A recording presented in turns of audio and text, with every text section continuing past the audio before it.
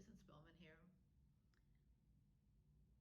To follow up on the topic of feelings, we've looked at the importance of identifying feelings, looking at them a little more closely in topics such as depression and anxiety and addictions.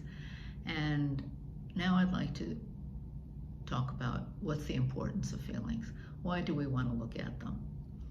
And I just want to make a caveat here to begin with, is that some people who have very, very, very intense feelings, that they're so intense that they can't function, that kind of intensity I'm talking about.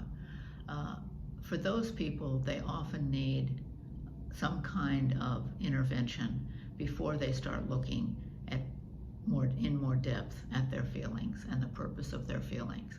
So they may need medication, they may need a game like Magical You to help disperse the intensity of the feelings so that then they can look at the feelings. And so what is the purpose once you can get to that point? Okay, once you can get to that point, if they're not so intense that you can't function and you can't really focus on the purpose of the feelings. But what is the purpose when you get to that? So I and many other people these days see the purpose as a way to show us how in alignment we are with our inner being. So this inner being can be an issue of divinity, of our source, our higher power. It can be our higher levels. It doesn't matter what you label that, but knowing that there is a part of us that knows what's best for us, whatever you want to call that, whatever label you want to use for that. And when we're in what we call negative feelings, what many people call negative feelings, anger, sadness, grief, depression, anxiety, all of these kind of normal feelings that many of us have, and some of us very often. When we're in those feelings, rather than getting rid of them, let's get rid of those feelings. It's like, yes, let's get rid of some of the intensity of those feelings so that we can look at them more closely.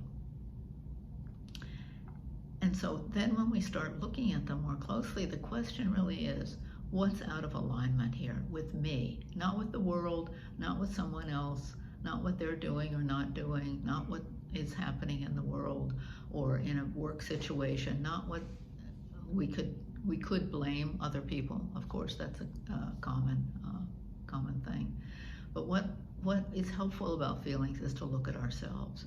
What isn't right internally with how we're feeling and where we want to be? So most of us want to be happy. We want to be peaceful. We want to be joyful. So what is it that's preventing us from getting there?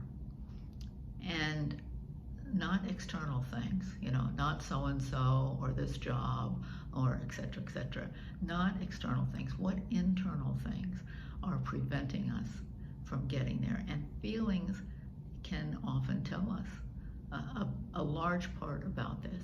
Like, what is it I'm upset about? What isn't working for me?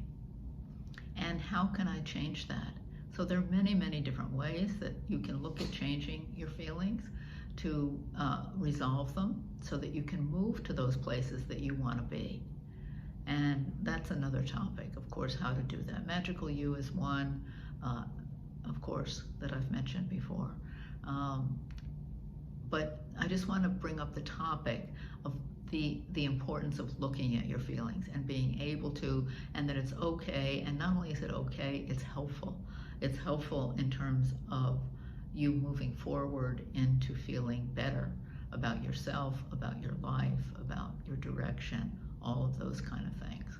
Okay. Susan Spillman, talk to you later.